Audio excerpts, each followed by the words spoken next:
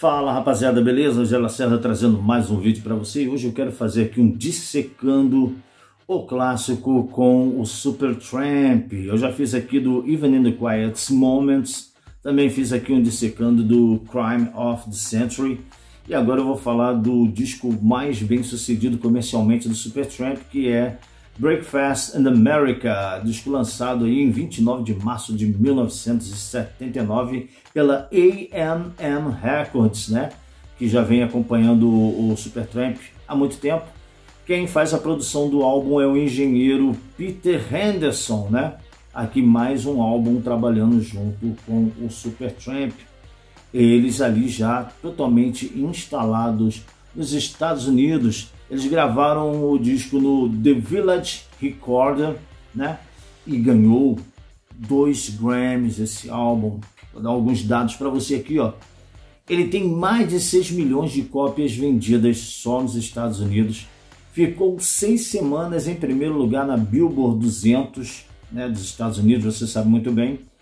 É o quinto disco mais vendido na história da França. É o quinto disco mais vendido na história da França. Também foi primeiro lugar em vários países como Austrália e mundo afora. É um disco realmente espetacular. Um disco da onde sai o maior número de hits do Supertramp, Breakfast in America. Esse disco ele foi batizado com esse nome, mas o título provisório era Hello Stranger. Era um título que o Rick Davies, né, que é o outro vocalista e pianista da banda, ele queria colocar.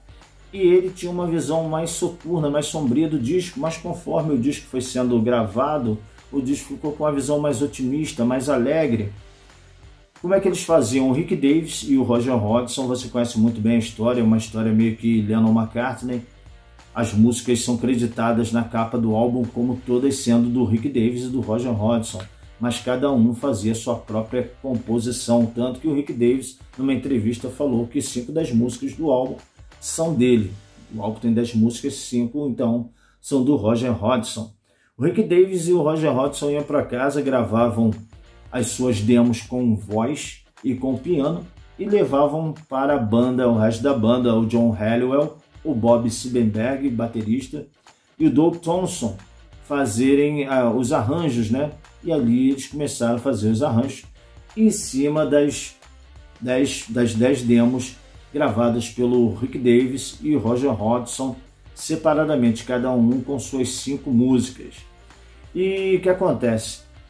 O disco ele estava sendo preparado para se chamar Hello Stranger. Hello Stranger, Olá Estranho.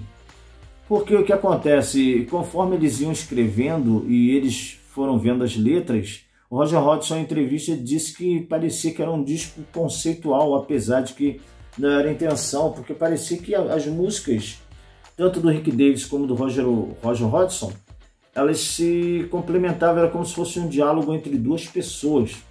A princípio, o Roger Hodgson ele acreditava que o disco estava falando sobre a dualidade que havia entre os dois, né? Porque apesar de Peter Henderson, o produtor do disco e o engenheiro, dizer que ali no estúdio estava às mil maravilhas ali a relação dos dois, o Roger Hodgson sempre teve a opinião de que o Rick Davies não gostava de suas composições, mas não tinha coragem de falar para ele para não criar nenhum atrito. Era algo que, como se quando o Roger Hodgson apresentava suas músicas, o Rick Davies fazia assim, tipo, fazer o quê? E o Roger Hodgson, em várias entrevistas, ele disse que tinha essa impressão quanto ao seu colega. No entanto, algumas outras pessoas, como um repórter que acompanhou as gravações, dizem que eles mal falavam um com o outro, não davam praticamente nem bom dia durante o período da gravação. Coisa desmentida aí pelo Peter Henderson, que disse que o clima lá era maravilhoso. Então a banda começou a gravar o disco e as músicas ficavam cada vez mais otimistas e mais alegres. Foi quando o Roger Hodgson chegou para o Rick Davies e falou: cara, vamos trocar o título, vamos sair desse negócio de Hello Strange, vamos botar o título com o nome da música Breakfast in America. Não sei se ele fez isso de propósito. O Roger Hodgson é um cara meio espiritualizado, não sei se o ego dele falou aí. Mas ele, junto com o resto dos membros da banda, sugeriram trocar o título de Hello Stranger para Breakfast in America. O Rick Davies, vendo que não dava para ganhar, aceitou mesmo a contragosto. E como eu disse, cada um aqui compôs 5 músicas. O disco começa muito bem com a música Gone Hollywood, que conta a história de uma pessoa que sai do interior para tentar sorte nos Estados Unidos, aliás, em Hollywood, né? A pessoa sai do interior dos Estados Unidos para tentar sorte em Hollywood. E a música Gone Hollywood, que abre o disco, composição do Rick Davies, fala sobre isso. Algumas pessoas comparam essa música a uma composição do Queen, por conta de suas variações e de seus trabalhos vocais. Você concorda com isso? Parei para ouvir, não sei se eu concordo com isso não, mas algumas pessoas acham que tem a ver com o som do Queen e que ali eles estavam dando a piscadela para a banda do falecido Freddie Mercury. Depois vem a música The Logical Song. Aqui o Roger Hodgson ele disse que o Rick Davies, Roger Hodgson é realmente humilde, ele disse numa entrevista que o Rick Davies ajudou a compor as harmonias vocais da música, né? Mas é uma composição também somente do Roger Hodgson, creditada no disco como do Roger e do Rick. É uma música fantástica, cara. A letra de The Logical Song é espetacular, uma das músicas mais conhecidas da história, né? Você escuta essa música até hoje no rolê. E tem gente que disse que o tema, as letras desse disco são cafonas. Sinceramente, eu gosto muito de todas as letras do disco Breakfast in America, apesar de ser um disco mais alegrezinho da banda. As letras são bem legais e eu gosto muito da letra de The Logical Song. Já fiquei meditando nessa letra várias vezes e eu acho ela uma música fantástica. A terceira música do álbum é a música Goodbye Stranger, né? Já que ele não pôde colocar o nome do disco Hello Stranger, o Rick Davies botou uma música chamada Goodbye Stranger. A música espetacular também, que também virou single, fez sucesso assim, não tanto quanto The Logical Song, mas fez um certo sucesso. A Goodbye Stranger, uma música muito legal, que tem um trabalho muito bacana de vocais também, tanto do Rick Davies junto com o Roger Hodgson e o John Halliwell, o saxofonista, que está mandando muito bem no álbum também. É uma música fantástica. Essa música eu estava vendo um filme que eu gosto muito chamado Magnolia, que tem o Tom Cruise, e essa música ela toca num bar onde tem uma galera meio suspeita. Mas é uma música muito bacana, essa música aí, a Goodbye Stranger, do Supertramp, musicaço, a composição do Rick Davies. A música que vem depois é a música chamada Breakfast in America, que dá título ao disco. Para ser franco para você, cara, me desculpa, eu não gosto dessa música não, eu acho ela meio sincera, meio boba. É uma música meio boba. Eu acho que poderia até ter colocado outro título no disco, mas tá aí a música Breakfast in America. Teve aí um rapper um tempo atrás aí que fez uma música com um arranjo da Breakfast in America, que sacrilégio. Ela tem um arranjozinho legal, é uma música curta, né? A cara do Roger Hodgson é como se fosse a Dreamer desse álbum, né? Mas a música que também fez muito sucesso no Reino Unido, ela fez muito sucesso no Reino Unido, é Breakfast in America. Abrindo também parênteses aqui, né? Alguns estavam achando que esse disco era como se fosse uma sátira ao estilo de vida americano, coisa que a banda negou logo em frente. Eles falaram, não, a gente, somente uma coincidência, a gente não tentou fazer nada pensando no estilo de vida americano, nem fez uma paródia ou uma sátira disso, né? Mas, vai vendo, daqui a pouco eu falo da capa do álbum. Em seguida vem a música Oh Darling, eu fico lembrando que era das coisas que eu...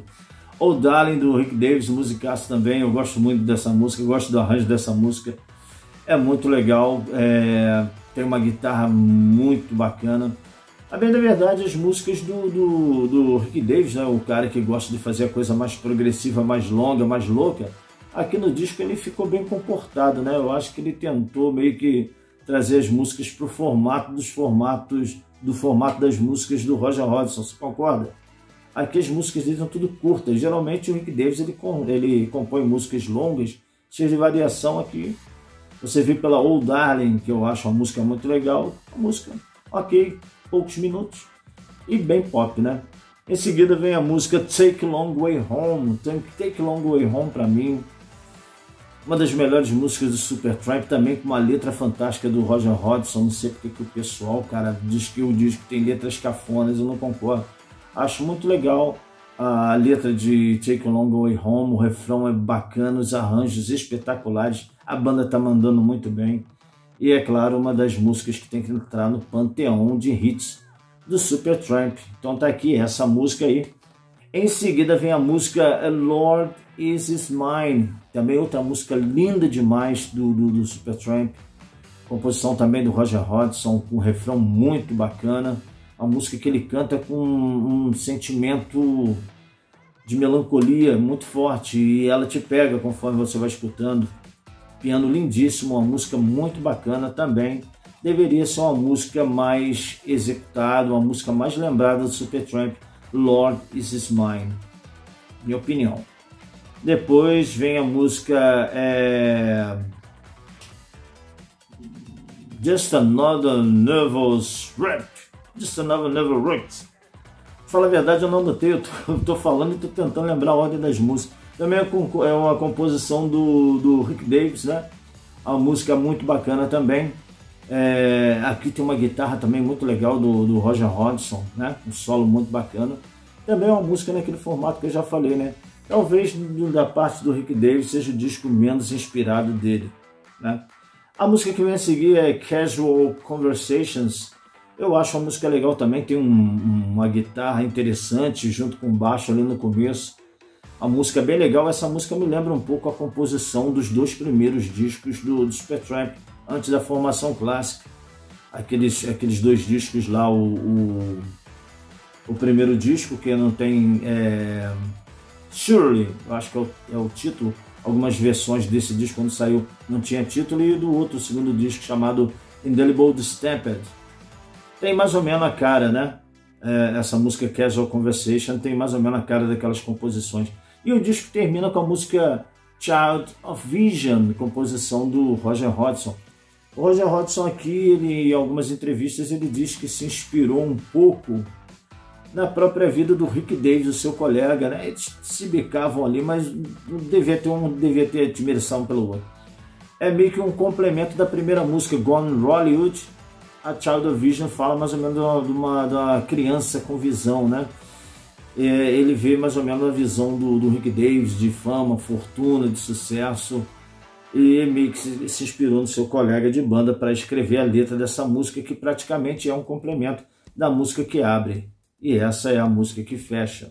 Não é um disco conceitual, como eles disseram muitas vezes, inclusive na mesma entrevista o Roger Hodgson disse que as pessoas erroneamente consideram o Crime of the Century um disco conceitual, coisa que ele diz que não é. Eu também não vejo nenhuma ligação entre as músicas não, enfim. E a capa do disco, que é interessante, a capa do disco é como se fosse Nova York vista da janela de um avião, né? Ali tem utensílios de café da manhã, formando a cidade de Nova York. Tem as duas torres, você pode ver. A Estátua da Liberdade ali está representada pela garçonete, né? Segurando o menu e uma bandeja, né? Essa atriz, ela é chamada... Cadê o nome dela aqui? Eu coloquei o nome dela aqui. É Kate Murtagh. Kate Murtagh é a atriz que faz aí a versão da Estátua da Liberdade, que o Supertramp chamava carinhosamente de Lizzie, né? De Libby, aliás, Libby, um apelido para liberdade, né? Ali fazendo realmente uma paródia à cidade de Nova York na capa do disco. Essa capa aí, ela foi criada pelo Mike Dodds. Mike Dodds que criou esse conceito dessa capa. A fotografia de trás da capa do álbum, com a banda num restaurante chamado Bert's Madhouse, tem ali cada membro da banda lendo o jornal da sua cidade natal na Inglaterra, né? Muito interessante também essa capa. Existem algumas teorias de conspiração em relação à capa do Supertramp, porque A palavra Supertramp, a letra U e o P de super, o I e o P. Os teóricos de conspiração, por ter as duas torres ali na capa do disco, um disco de 79, vai vendo aí a loucura. Eles disseram que o U parecia um 11, né? Parecia um 11 e o P um 9, né? 11 de setembro, vai vendo a loucura do pessoal, cara. Os teóricos da conspiração associando aí a capa do Supertramp como se fosse uma premonição da queda das duas torres. Misericórdia, meu Deus, falta do que fazer. Então tá aí o disco espetacular do Supertramp, para mim um disco muito bacana, disco excepcional, mereceu comercialmente ser o maior sucesso da banda, né? É um disco que é ovacionado até hoje, ganhou várias versões aí à frente, né? É um disco espetacular. Se você gosta desse disco, dê o seu like aí, né? Faça a sua inscrição e vamos que vamos até o próximo vídeo.